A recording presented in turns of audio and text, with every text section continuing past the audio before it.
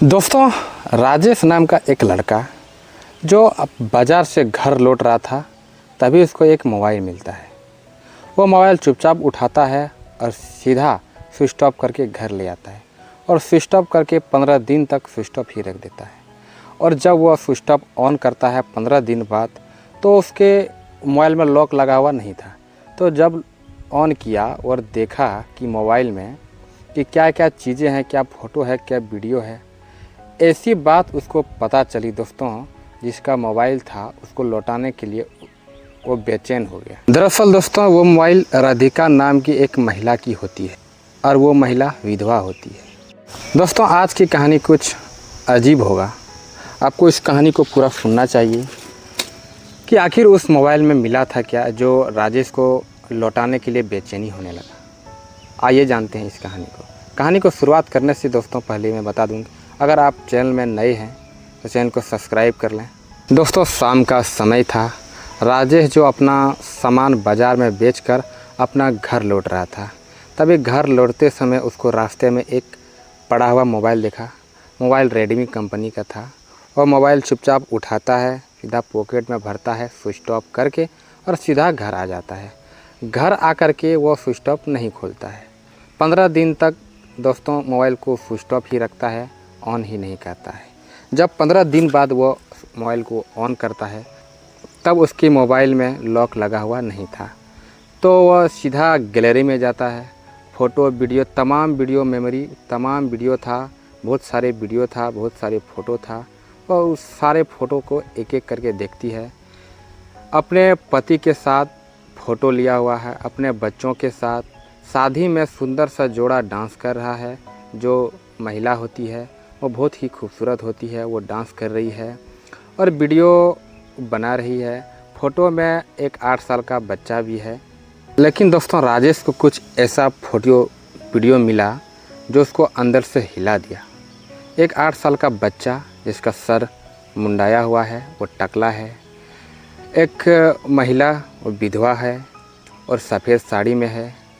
और एक मृत शरीर जो लेटा है और राधिका जो है वो रो रही है।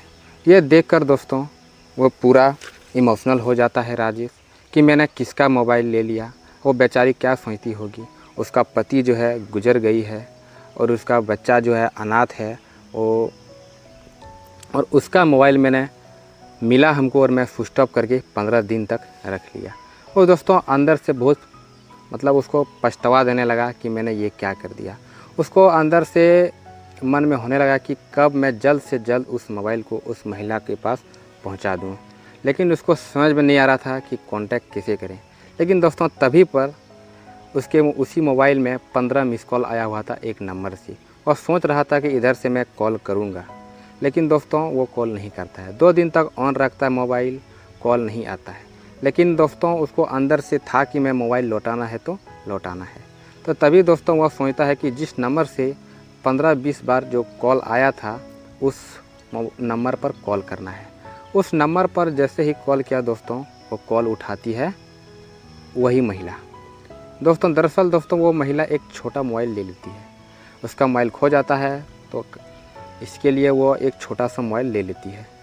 जैसे ही महिला फ़ोन उठाती है तो वो रोने लगती है, बोलने लगती है, मेरा मोबाइल दे दीजिए, कौन है आप, मेरा मोबाइल इतना दिन से आप स्विच ऑफ करके क्यों रखे हैं, फ़ोन लगा रहे हैं, इधर से फ़ोन नहीं लग रहा है, मेरा बच्चा जो है वह खाना नहीं खा रहा फ़ोन के बिना, आदत लग गया उसको।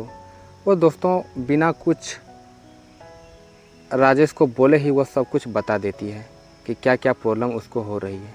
इसको भी दोस्तों सुन के राजेश को बहुत ख़राब लगा कि मैंने 15 दिन तक मोबाइल को ऑफ रखा। तो दोस्तों वो राजेश बोलता है कि चलो मैं आपका मोबाइल लौटा दूंगा, आप अपना एड्रेस बता दीजिए। दोस्तों वो अपना एड्रेस बताती है। उस राजेश का घर से लगभग 30 किलोमीटर दूर उसका घर था। वो बोलती है हमको बता दो, मैं आपका मोबाइल पहुंचा दूंगा। वो बोलती है कल शाम को आ जाना, मैं मोबाइल आके ले लूँगी आपके रास्ते पर। दोस्तों सुबह होती है, नहा धो के राजेश रेडी होता है और सीधा मोबाइल लेके चल देता है उस महिला की घर की ओर। जाते जाते मन में सोचती है दोस्तों, ये मोबाइल तो गिर के ख़राब हो गया है, क्यों ना एक नया मोबाइल लिया जाए और महिला को दे दिया जाए। उसको मन में दया आ जाती है दोस्तों। तो वो सीधा बाज़ार जाता है, सबसे पहले वह एक नया मोबाइल लेती है 10-15 हज़ार का और सीधा निकल जाता है उस महिला की ओर। तभी दोस्तों मन में वो सोचता है कि मैं उस महिला को मोबाइल दूं कैसे, अगर वो नहीं लिया, मना कर दिया तो मोबाइल मेरा लिया हुआ बेकार हो जाएगा। तो दोस्तों वो इसी तरह बातें ख्याल उसका मन में आते रहता है और सीधा चल जाती है। दोस्तों राजेश राधिका के पास पहुंचती है। राधिका पूरा फूट फूट के रोने लगती है और बच्चा जो था मोबाइल मिलके वो खुद खुश हो जाता है। राधिका बताती है कि इस मोबाइल के बिना ये मेरा बच्चा जो खाना नहीं खा रहा था, ना जाने कितना मुश्किल से इसको मैं रोज़ खाना खिलाती थी। लेकिन राजेश के मन में रहा नहीं। वो पूछ लेता है कि आखिर आपके साथ हुआ क्या है। मैंने आपका वीडियो फ़ोटो देखा, आपका पति जो है वह गुजर गई है। तो दोस्तों राधिका ने पूरी कहानी बताया कि मेरा पति जो है 4 जून को इस दुनिया में नहीं रहा, गुजर गई है। इत्तेफाक की बात देखिए दोस्तों, 4 जून को ही राजेश का पत्नी भी गुजर जाती है उसी दिन। दोस्तों यही सारे बात हो रही थी, तभी वो राजेश जो था उसको एक नया मोबाइल देती है। बोलता है ये आप रख लीजिए। राधिका दोस्तों मोबाइल लेने से मना करती है कि नहीं, मेरा मोबाइल ही ठीक है, मैं आप अनजान आदमी से मैं कैसे मोबाइल ले सकता हूँ, मेरा मोबाइल ही आप दे दिए, इसके लिए बहुत बहुत धन्यवाद। दोस्तों लेकिन राजेश के मन में कुछ और ही चल रहा था। वो मोबाइल देने के लिए जिद करने लगता है कि आप मोबाइल ले लीजिए, मैं आप ही के लिए लाया हूँ, आप इसको एक गिफ्ट समझ लीजिए कि मैंने आपको दिया। लेकिन राधिका मना करती है कि नहीं, आप हमसे ही 200-400 रुपया ले लीजिए, जो तेल का खर्चा है, आप इतना दूर से बाइक चला के आए हैं उसका ले लीजिए, आपने मोबाइल मेरा पहुंचा दिए, इसके लिए बहुत बहुत धन्यवाद। लेकिन दोस्तों राजेश को वो मोबाइल किसी तरह करके उसको देना था, क्योंकि उसके मन में एक दया भावना जाग चुका था कि इस महिला की ज़िंदगी में कितना कष्ट है। और मोबाइल देने के लिए बहुत सी तरकीब अपनाता है कि ले लीजिए, रिक्वेस्ट करती है। आखिरकार दोस्तों राधिका मान ही जाती है, वो मोबाइल ले लेती है। लेकिन राजेश के मन में एक सवाल था। वो सवाल राजेश पूछ ही लेता है कि आप अब कहाँ रहते हैं, ससुराल में रहते हैं या अभी आप मायके में रहती है। लेकिन राधिका बताती है दोस्तों कि मैं ना मायके में रहती हूँ ना ही ससुराल में रहती हूँ, मैं किराए के मकान में रहती हूँ। तभी से बच्चा बोलता है कि मम्मी वो आंटी जो था ना वो पैसा मांग रहा था। वो बच्चा तो भोला रहता है दोस्तों, उसको क्या पता कि किस समय क्या बोलना है। लेकिन जैसे ही ये बात सुना राजेश के मन में और दया जाग गई।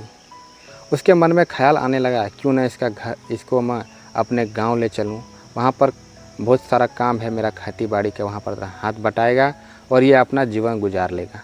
यही सब बातें चल रहा था दोस्तों। तभी बातों बातों में राजेश ने पूछ लिया कि चलिए चाय पी के आते हैं। लेकिन राधिका दोस्तों बोलता नहीं, चाय पीने के लिए मैं नहीं जा सकती, आप अनजान हैं, कोई भी देख लेगा, गांव घर का आदमी मेरा क्या सोचेगा, गांव में झूठ मूठ का बदनामी होगा। इसी के कारण वो बाइक में नहीं बैठना चाहती थी, उसके साथ चाय पीने के लिए नहीं जाना चाहती थी। लेकिन राजेश दोस्तों बोलता है कि आपका घर ना ही सही, कहीं दूर चलिए, कहीं दूर जाकर चाय के पी के आते हैं। दोस्तों बहुत ही मनाने के बाद राधिका मान जाती है और बाइक में बैठ के 5-10 किलोमीटर दूर चली जाती है एक बाज़ार। वहाँ पर जाके एक रेस्टोरेंट में बैठती है। राजेश रेस्टोरेंट में ले जाकर दोस्तों पूछता है कि आप क्या खाइएगा, लेकिन राधिका कुछ भी खाने से मना कर देती है। लेकिन राजेश के मन में एक सवाल था, वो जानने की इच्छा था। बातों बातों में उसने पूछ ही लिया दोस्तों कि आपका जो पति था वो कैसे गुजरा। तभी रोते बिलखते हुए राधिका ने बताया दोस्तों कि मेरा पति का जो मौत वो रोड एक्सीडेंट में हो गया था दोस्तों। लेकिन राजेश फिर से पूछ लेता है कि दोस्तों कि आप अपना ससुराल में क्यों नहीं रहते हैं। तभी वो राधिका रोते हुए बताती है कि मेरा ससुराल में एक देवर है और ससुर है जो सब नशेड़ी है, शराब पी के हमेशा झगड़ा करते हैं, इसीलिए मैं उस सबसे झंझट से दूर होकर मैं किराए के मकान में रहती हूँ। राधिका तो मना कर रही थी कुछ भी खाने के लिए, लेकिन ज़बरदस्ती राजेश जो था दोस्तों वो ऑर्डर कर देता है। बच्चा तो भूखा था, वो खाने लगता है और खाते खाते दोस्तों बच्चा बहुत खुश हो जाता है। बात करते करते दोस्तों बहुत लेट हो चुका था, बहुत देर तक दोनों ने आपस से बातें कर ली थी। लेकिन दोस्तों अब राधिका बोल रही थी कि मुझे अब घर जाना है, लेकिन राजेश के मन में कुछ और ही चल रहा था। वह सोच रहा था कि क्यों ना इसको मना कर मैं अपने गांव ले चलूं और वहां पर बहुत सारा काम है, खेती बाड़ी करेगा और सीधा अपना गुजर बसर करेगा। इतना ही दोस्तों वो मन में उसका चल रहा था। तभी वो बोल ही देती है कि राधिका तुम क्यों ना मेरे गांव चलो, वहाँ पर बहुत सारे किसान हैं, वहाँ पर आपको रोज़ाना काम मिलेगा, तुम वहाँ पर काम करके आराम से अपनी ज़िंदगी बिता सकती हो। लेकिन राधिका जाने के लिए तैयार नहीं होती है। बहुत मनाने के बाद राधिका तैयार हो जाती है और वहीं से सीधा राजेश के गांव चली जाती है। राजेश के गांव में दोस्तों घर के बाहर में एक झोपड़ी था, वहाँ पर कोई नहीं आदमी रहता था, सामान इधर उधर बिखरा था। वो वहाँ पर ले जाके उसको रख देती है। राजेश शाम तक में सारा व्यवस्था लगा देता है, खाने पीने का सामान, सोने का सामान, जितना कुछ सामान रहता है घर गृहस्थी का सारा सामान ला देता है और बोलता है तुम ऐसे यहीं पर रहोगी। दोस्तों वह रोज़ाना दूसरे के घर काम करने जाती, वहाँ से जो पैसा मिलता अपना गुजर बसर कर रही थी।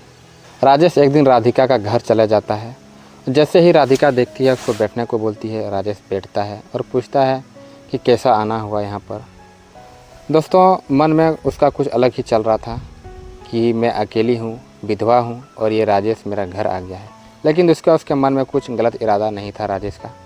वो सीधा पूछता है कि कैसा चल रहा है ज़िंदगी, पैसा मालिक ठीक से दे रहा है कि नहीं, काम धंधा कैसा चल रहा है, ये सब बातें चल रहा था दोस्तों। तभी राधिका पूछ लेती है कि तुम्हारा बीवी और बच्चे नहीं दिख रहे। बहुत ही इमोशनल होके, बहुत ही दुख के साथ राजेश बताता है कि मेरा भी पत्नी जो है वह गुजर गई है। जिस दिन आपका पति गुजरा था जिस डेट पर, मेरा भी वाइफ उसी दिन पर गुजर चुकी थी। दोस्तों ये सुनकर राधिका को भी बहुत ख़राब लगता है और उसका भी 8 साल का एक बच्चा था। सब बातें कर रहा था राधिका और राजेश दोस्तों। तभी उसका ससुर और देवर जी आ जाता है, किसी तरह पता लगा करके, इधर उधर पूछताछ करके उसको बहुत गाली देने लगता है कि तुम अपना घर द्वार छोड़ के भाग गई हो, समाज में मेरा नाक कटा दी हो, लोग क्या क्या बातें कर रहा है, अनजान मर्द के साथ भाग गई है, चलो घर। शराब पी के दोनों आया था दोस्तों, मारपीट करने लगता है।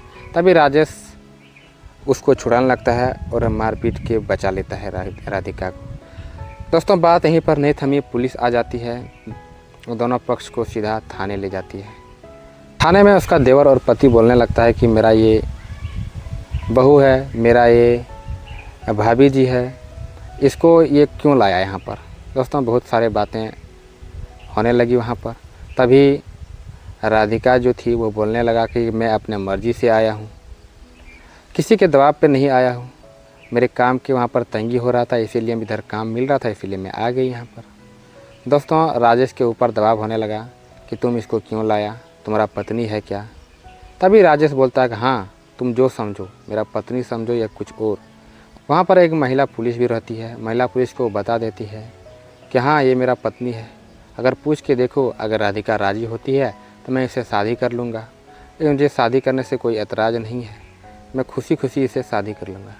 तभी दोस्तों महिला पुलिस जो होती है वह एक कोने में ले जाकर राधिका को पूछती है कि आपको शादी करना है या नहीं। ऐसा राजेश बोला, लेकिन दोस्तों बहुत देर के बाद वो हाँ कर देती है।